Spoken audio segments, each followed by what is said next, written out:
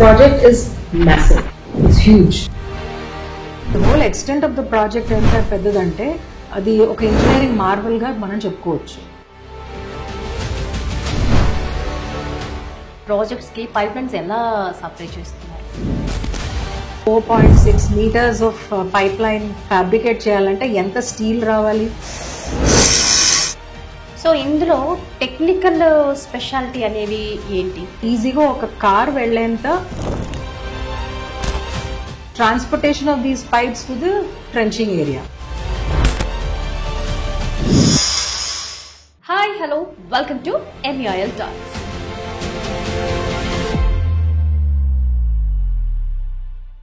మరి every week ఒక్కొక్క project గురించి ఇన్ డెప్త్ డీటెయిల్గా మనం మాట్లాడుకుంటున్నాం. మరి ఈరోజు భారతదేశ యొక్క అత్యంత ప్రతిష్టాత్మకమైన నీటిపారుదల ప్రాజెక్టులో కాళీసింధ్ ఒకటి. ఫేజ్ 2 పనులు మధ్యప్రదేశ్లో అయితే కొనసాగుతూ ఉన్నాయి. మరి గ్రామీణ ఆర్థిక వ్యవస్థల్ని బలోపేతం చేసే దిశగా MEIL గ్రూప్ చేపట్టిన ఈ ప్రాజెక్టులో ఎలాంటి ఇంజనీరింగ్ పద్ధతుల్ని చేపట్టారు? కాళీసింధ్ ప్రాజెక్టు వల్ల సుమారు ఎంతమంది ప్రజలకి ఉపయోగపడుతుంది? ఏ విధంగా ఆర్థిక వ్యవస్థని పటిష్టపరుస్తుంది? మున్ముందు దీనివల్ల ఎలాంటి లాభాలున్నాయి? ఈ డీటెయిల్స్ అన్ని తెలుసుకోవడానికి మన SM టీం నుంచి చరిత గారు మనతో పాటు ఉన్నారు. తను అడిగి మరి డీటెయిల్స్ తెలుసుకుందాం. హాయ్ Charitha, how are you? I'm fine Maha, how are you? I'm good. Thank you for having me.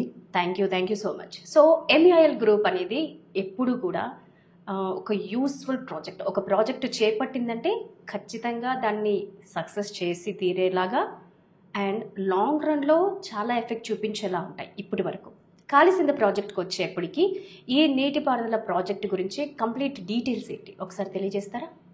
Surely. ఇప్పుడు Kalisindh is a lift irrigation project and MEIL గ్రూప్కి మనకు తెలిసిందే, we have the credibility, we have the capability of building such high-end projects which are very large scale. So ఇందులో ఒకటి కాళీసింధ్ lift irrigation project. ఇది మనము Narmada valley development corporation వాళ్ళ కోసం చేస్తున్నాము in the state of Madhya Pradesh. This is the basic about the Kalisindh lift irrigation project. ఏ ప్రాజెక్టుకైనా కూడా మనకి ఒక నీటి పారుదలకు సంబంధించి ఆ నియర్ బై ఉన్న చెరువులు కానీ నదులు కానీ సముద్రాలను కానీ బేస్ చేసుకుని చేస్తాం. కాళీసింధ్ ప్రాజెక్టుకి వాటర్ ఎక్కడి నుంచి మనం ఇది చేస్తున్నాము? Primarily Narmada river water.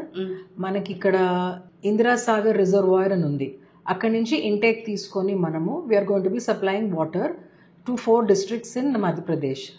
Those districts are Khandwa, Dewas, Shajapur and Rajgarh districts.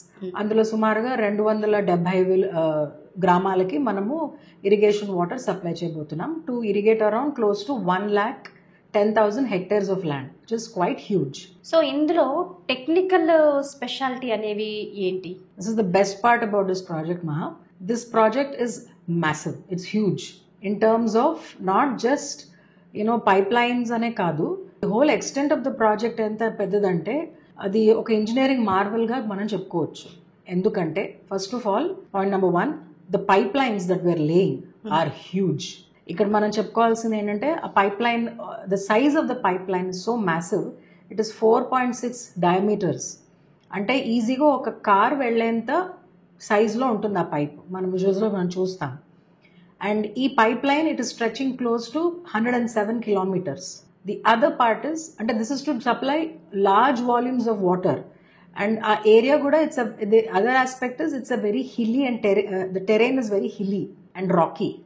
So ఇది ఇంకా ఒక కష్టమైన ప్రాజెక్ట్. ఇది challenging, terrain is challenging and also this is we can call it an engineering and logistics Marvel. ఎందుకంటే అంత పెద్ద పైప్ లైన్ అక్కడ క్రియేట్ చేయడం, ఫ్యాబ్రికేట్ చేయడము, ఆ పైప్ లైన్ లే చేయడము, ఆ పైప్ లైన్ తద్వారా వచ్చే యాన్సిలరీ పైప్ లైన్స్ కూడా మనం క్రియేట్ చేసుకోవాలి అక్కడి నుంచి to supply water. So these are few aspects which makes it a very big project. Okay, ఇంకేమి అంటే లాజిస్టిక్ ఆస్పెక్ట్స్ ఇంకేమున్నాయి ఈ ప్రాజెక్ట్కి? Okay, before we get into the logistics aspect, like I said earlier, the pipelines are huge. So ఇది కాకుండా మనము 4 substations కడుతున్నాము, 4 pump houses కడుతున్నాము, అంటే to support the water processing and supply of the water. టోటల్గా ఇందులో 45 pumping machines ఉంటాయి. ఒక dedicated 100 kilometer electrical transmission line కూడా మనం వేస్తున్నాం with 300 towers to support the power required for running the pump houses. So basically, 100 kilometer, more than 100 kilometers of main steel pipeline, 100 kilometers of electrical transmission line with 300 towers, 4 pump houses, 4 substations, and 45 pumping machines. This is all that's required to supply water. ఇది కాకుండా 7,000 kilometers of regular MDP pipelines వేస్తాం. అంటే విలేజెస్కి ఎక్కడెక్కడ ఉన్నాయో to ensure water is distributed అనమాట. Not just the main line, also these ancillary pipe lines అనమాట, network. Okay, so మీరు అన్నట్టుగా ఇదొక చాలా హ్యూజ్ పైప్ లైన్ నెట్వర్క్ అన్నారు. దీనికి సంబంధించి అసలు మనం ఈ పైప్ లైన్స్కి ప్రాజెక్ట్స్కి పైప్ లైన్స్ ఎలా సప్లై చేస్తున్నారు? That's also the major part of this project. ఇప్పుడు ఇక్కడ మనం చూడాల్సింది ఇంకోటి ఏంటంటే, అక్కడ మనం 4 ఫ్యాబ్రికేషన్ యార్డ్స్ని సెటప్ చేసాం. So there are 4 fabrication yards at Gwali, Ladawat, Punjapura and Birgod. Okay. So ఇక్కడ ఈ 4 yards లో మనము ఈ పెద్ద పెద్ద పైప్స్ ని మనం ఫ్యాబ్రికేట్ చేస్తాం. Okay. సో మనం ఆల్రెడీ చెప్పుకున్నట్టు 4.6 meters of pipeline fabricate చేయాలంటే ఎంత స్టీల్ రావాలి, ఎంత లాజిస్టిక్స్ ఇన్వాల్వ్ అయి ఉంటుంది. We're talking about procurement of steel, we're talking about bringing the steel to these 4 fabrication yards, we're talking about fabricating the yard with ఇక్కడ మన technology చాలా వాడతాం. మనం ఆల్రెడీ మనకి we have the calibre to make these pipes of this size. So మన setup అంతా రెడీగా ఉంది అక్కడ. ఈ 4 yards లో మనం ఈ పైప్స్ క్రియేట్ చేసి ఫ్యాబ్రికేట్ చేసి మనం అక్కడ తయారు చేస్తాం అనమాట. ఇది ఇప్పుడు మనం అనుకున్నట్టు 4.6 డయా అది పైప్, అది తర్వాత దాని థిక్నెస్ కూడా 20 mm to 30 mm ఉంటుంది, and 12 meters in length. So you can imagine ఒక పెద్ద కంటైనర్, అంటే ఒక పెద్ద ట్రాన్స్పోర్టర్ ట్రక్స్ అంటారు, ఆ ఒక్కొక్క పైప్ కి ఒక్కొక్క ట్రాన్స్పోర్టర్ అవసరం పడుతుంది. So imagine the other aspect of logistics is the transportation of these pipes to the trenching area. కానీ నిజంగా అంటే ఇంత big huge pipelines move చేయటం కానీ, అక్కడ పైప్ లైన్ లేయింగ్ కి సంబంధించి కానీ, సేఫ్టీ ఆస్పెక్ట్ లో MUL గ్రూప్ ఎలాంటి జాగ్రత్తలు తీసుకుంటుంది? సేఫ్టీ మనం we're also we received many awards for our safety manners. ఇక్కడ కూడా అదే ఫాలో అవుతున్నాము. ఇక్కడ ఇంకోటి ఏంటంటే, ఈ పైప్ లైన్ లీకేజెస్ గురించి జాగ్రత్తగా ఉండాలి. బికాస్ ఈజ్ అ హ్యూజ్, ఒకసారి లే చేసిన తర్వాత కప్పేసిన తర్వాత మళ్ళీ ప్రాబ్లమ్స్ రాకూడదు. సో ఈ పైప్స్ని చాలా జాగ్రత్తగా ఫ్యాబ్రికేట్ చేసి మళ్ళీ pressure resistance, corrosion protection, life span ఇవన్నీ చెక్ చేస్తాం. హైడ్రో టెస్టింగ్ ఇవన్నీ చేసిన తర్వాత, అంటే ఒక్కొక్క ఇండివిజువల్ పైప్కి ఇవన్నీ ప్రాసెసెస్ మనం చేస్తాం. అండ్ దెన్ ఈ ప్రాసెస్ అయిన తర్వాత they are taken to the places where they have to be placed అనమాట. రైట్. మ్యాక్సిమం MUL గ్రూప్ అంటే ఇప్పటి వరకు ఎక్కడైతే ఒక సచ్ నీడ్ ఉన్న దగ్గరే ఆ ప్రాజెక్ట్ మనం నెలకొల్పటం, దానివల్ల నంబర్ ఆఫ్ పీపుల్ బెనిఫిట్ పొందడం అనేది మనం చూస్తూ ఉంటాం. ఈవెన్ ఉద్యానంలో కూడా చాలా ఇయర్స్ సఫర్ అయిన తర్వాత వాళ్ళకి అక్కడ డ్రింకింగ్ వాటర్ మనం ఇది చేసిన సోర్స్ మనం చూస్తాం కదా. సో ఇది కూడా మధ్యప్రదేశ్లో one of the dry lands, ఈ మీరు చెప్పిన ఈ ప్లేసెస్ అన్నీ కూడా.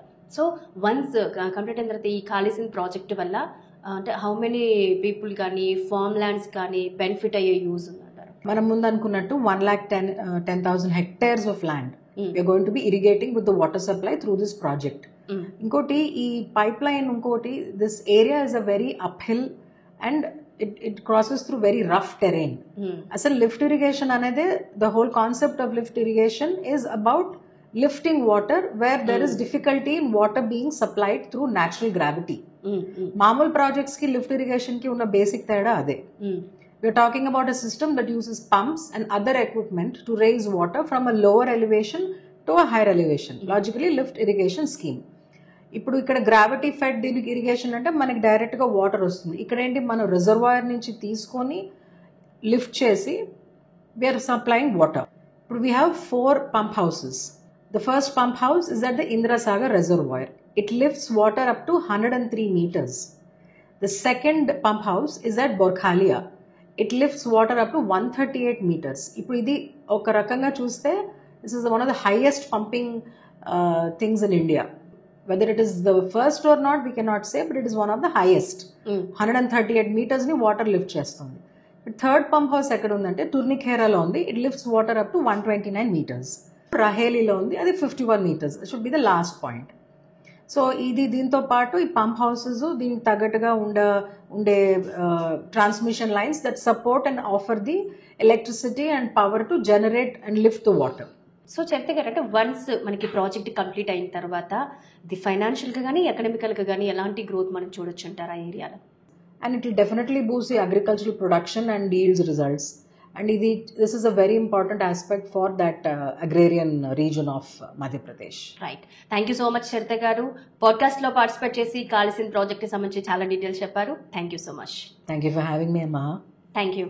సో చూశారు కదా, MEIL గ్రూప్ ఈపీసీ అనే అత్యాధునిక పద్ధతిలో నిర్మించబడుతున్న కాళేశ్వరం ప్రాజెక్టుకి సంబంధించి గ్రామీణ భారతదేశానికి ఖచ్చితంగా అత్యాధునిక మౌలిక సదుపాయాలు కల్పిస్తూ గ్రామీణ భారతదేశాన్ని శక్తివంతంగా తీర్చిదిద్దడంలో ఎప్పుడూ ముందుంటుందని చెప్పాలి. సో నెక్స్ట్ వీక్ మరో టాపిక్తో మళ్ళీ కలుద్దాం. Stay tuned.